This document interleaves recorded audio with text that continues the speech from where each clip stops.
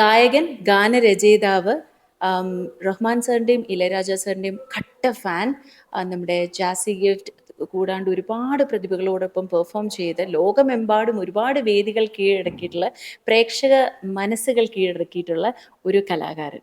ആ, നന്മയുള്ള ലോകമേ, കരുത്തുള്ള കേരളമേ എന്നൊക്കെ പറഞ്ഞിട്ട് നമ്മുടെ മുഖ്യമന്ത്രിയും നമ്മുടെ ഇപ്പോഴും അത് ഷെയറും ട്രോളും ഒരുപാട് പേർക്ക് ഇൻസ്പിറേഷനായി മാറിയ, കേരളത്തിൻ്റെ മലയാളികൾക്ക് തന്നെ അഭിമാനമായിട്ടുള്ള, നമ്മുടെ ഐക്യം തന്നെ എന്താ പറയുക ആസ്പദമാക്കിയിട്ടുള്ള മനോഹരമായൊരു ഗാനം.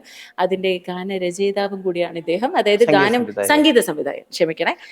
ആ, അപ്പൊ രചയിതാവ് ആരായിരുന്നു കേട്ടോ? ആ, പുള്ളി ഇടയ്ക്ക് കയറി സംസാരിച്ചപ്പോ ആളാരെന്ന് മനസ്സിലായല്ലോ.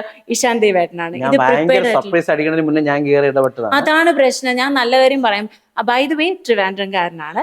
ഇപ്പം സംഗീത പിന്നെ നമ്മുടെ ബാലുചേട്ടന്റെ ഉറ്റ സുഹൃത്തും അദ്ദേഹത്തിനോട് ഒരുപാട് പെർഫോമൻസസ് ചെയ്യാനുള്ള ഭാഗ്യം ലഭിച്ച ഒരു കലാകാരൻ കൂടിയാണ്. So now first question. ഞാൻ പറഞ്ഞു ഇഷാനേട്ടനാന്ന് ഓൾറെഡി പറഞ്ഞു. ബൈ ദ വേ ഒരിക്കൽ കൂടി കട്ട മാസമായിട്ട് പറയാം. So the talent is none other than Ishan Dev, people. അപ്പോ ഫസ്റ്റ് ക്വസ്റ്റ്യൻ ഏട്ടാ, വൈ മ്യൂസിക്? അത് വൈ മ്യൂസിക് എന്നല്ല, നമ്മളെപ്പോഴും എല്ലാരും പറയില്ലേ മ്യൂസിക് ചൂസ് മീ എന്നൊക്കെ പറയൂലേ ചില ആൾക്കാർ. അതാണ് ബിക്കോസ് ബൈ ബർത്ത് എന്റെ അച്ഛൻ മ്യൂസീഷ്യനാണ്. അപ്പം ഞാൻ ജനിച്ച ഒരു ഓർമ്മ വെച്ചാൽ 3 വയസ്സ് തൊട്ട് എന്നെ പഠിപ്പിക്കുന്നു, പാട്ടുകൾ കേൾപ്പിക്കുന്നു. സോ ഇറ്റ്സ് ബീൻ എന്താണ് ഒരു ഇപ്പൊ ഞാൻ ആലോചിക്കുമ്പോൾ അതൊരു ഇൻസ്റ്റിങ്ക്റ്റ് പരിപാടി. എന്റെ ഒരു ഇൻസ്റ്റിങ്ക്റ്റ് എന്താണെന്ന് ചോദിച്ചാൽ ഇതാണ്, മ്യൂസിക് ആണ് അൾട്ടിമേറ്റ്ലി. അങ്ങനെ ഒരു ട്രാവലാണ്. എന്ത് ചെയ്താലും അത് മ്യൂസിക്കിലേക്ക്. എന്റെ ലൈഫ്, എന്റെ ഐഡിയോളജി, എന്റെ ഫ്രണ്ട്ഷിപ്പ്, എന്റെ ജീവിതം, എന്റെ ലവ്, എന്റെ എല്ലാം വാട്ടെവർ എന്തൊക്കെ ഉണ്ടെങ്കിലും അതെല്ലാം കണക്റ്റഡ് ടു മ്യൂസിക്. ഓക്കെ, ശരി. ഏട്ടനെ ഏറ്റവും കൂടുതൽ തൃപ്തി തോന്നിയ ഒരു പെർഫോമൻസ്, അതോ അത് ഇനിയും വരാനിരിക്കുന്ന കഴിഞ്ഞിട്ട്? എല്ലാം ഇഷ്ടമാണ്. റഹ്മാൻ സാറിന്റെ താരം ഇതുപോലത്തെ ക്വസ്റ്റ്യൻ ചോദിച്ചു which is the best song എന്ന് വെച്ചപ്പോൾ പുള്ളി പറഞ്ഞ ദ നെക്സ്റ്റ് സോങ് എന്ന് പറഞ്ഞ പോലെയാണ്. പക്ഷെ ഞാൻ പറയുന്ന നമ്മളെപ്പോഴും ഞാൻ ഭയങ്കര ഫുൾഫിൽനെസ് ഉള്ള ഒരു മ്യൂസീഷ്യനായിട്ട് എപ്പോഴും, ബിക്കോസ് നമുക്ക് ഇന്നത്തെ ഒരു performance that was the best എന്ന് കഴിഞ്ഞു പോയത്. ഇനി വരാനിരിക്കുന്ന ഞങ്ങളിപ്പോ ജസ്റ്റ് റുവേഷ് ഷോ റിതം 2024 അടിച്ചു പൊളിച്ച് ക്ലൈമാക്സിൽ ഈ ക്വസ്റ്റ്യൻ ഇന്നത്തെ ഡേ ദ ബെസ്റ്റ് ഡേ എന്നുള്ളതാണ് എന്റെ ലൈഫിൽ. അടിപൊളി. That's A very positive ideology കേട്ടോ. ആക്ച്വലി നമ്മള് പലപ്പോഴും ചിന്തിക്കാണ്ട് പോകുന്ന ഒരു കാര്യമാണ് ലിവ് ദ പ്രസന്റ് എന്നുള്ളത്. ഭാവി ഓർത്ത് ആശങ്ക. നമ്മൾ ഈ ലിവ് ഇൻ പ്രസന്റ് എന്ന് പറഞ്ഞ ഒരു കണ്ടീഷൻ ലൈഫിലോട്ട് അപ്ലൈ ചെയ്ത് തുടങ്ങിയപ്പോഴാണ് ഞാനും ആസ്വദിച്ചിട്ടുള്ള ലൈഫ്. ആക്ച്വലി ഞാനതൊരു ഭയങ്കര അത് കേറാൻ ഭയങ്കര പാടാണ്. പക്ഷെ അത്രേ ഉള്ളൂ ജീവിതം എന്ന് മനസ്സിലാക്കുന്നു. അതാണ് ആ പ്രസൻസ് ഓഫ് മൈൻഡിൽ ജീവിച്ചാൽ എല്ലാം പൊളിയാ. തീർച്ചയായിട്ടും ബ്യൂട്ടിഫുൾ കോൺസെപ്റ്റ് ഏട്ടാ. നൗ ആക്ച്വലി നമുക്കൊക്കെ അറിയാം, പക്ഷെ പുള്ളി അത് പറഞ്ഞപ്പോൾ ഇറ്റ്സ് ഒരു വീണ്ടും നമ്മളൊരു ഓർമ്മ പുതുക്കൽ പോലെ. Now final question, what is your dream? ഒരു മ്യൂസീഷ്യൻ എന്ന നിലയ്ക്ക് താങ്കളുടെ ഡ്രീം എന്താ? നമുക്ക് ഡ്രീംസ് ഇങ്ങനെ മാറിക്കൊണ്ടിരിക്കും day by day.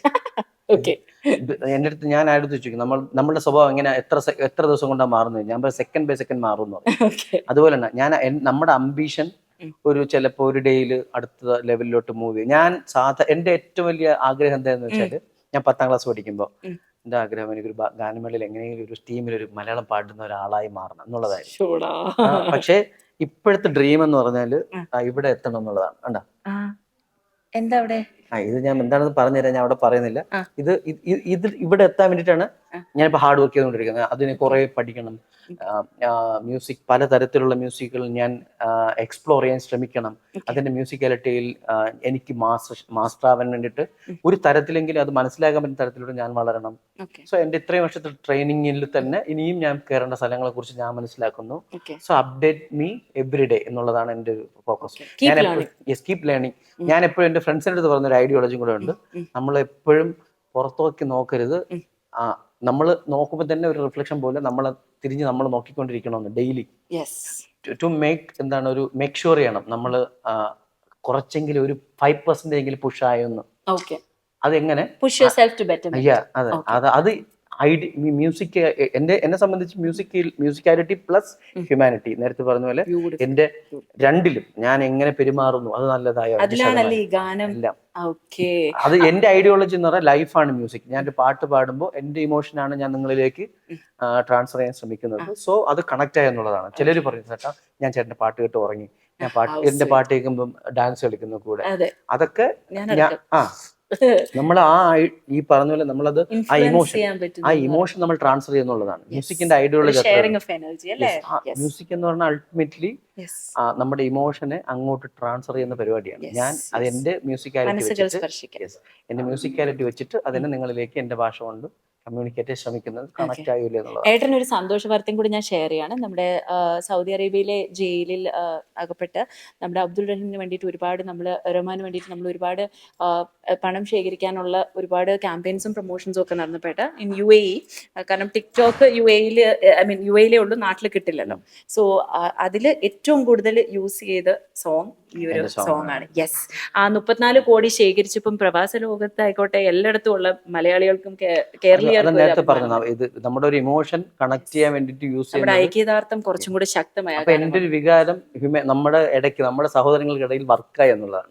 So I am proud of it. നേരത്തെ പറഞ്ഞ എന്റെ ഐഡിയോളജി വർക്കായി, അതെനിക്ക് ഷെയർ ചെയ്യണം തോന്നി. എന്റെ ലൈഫിനകത്ത് ആ ഐഡിയോളജി വർക്കായി, മ്യൂസിക്കാലിറ്റി എന്റെ ഒരു ലൈഫിനകത്ത് വർക്കായി എന്നുള്ളതാണ്. ബ്യൂട്ടിഫുൾ. അപ്പൊ ഏട്ടൻ ആ 2 വരി പാടിക്കൊണ്ട് നമുക്ക് ഈ ഒരു ഇന്റർവ്യൂവിന്റെ ക്ലൈമാക്സിലേക്ക് കിടക്കാം.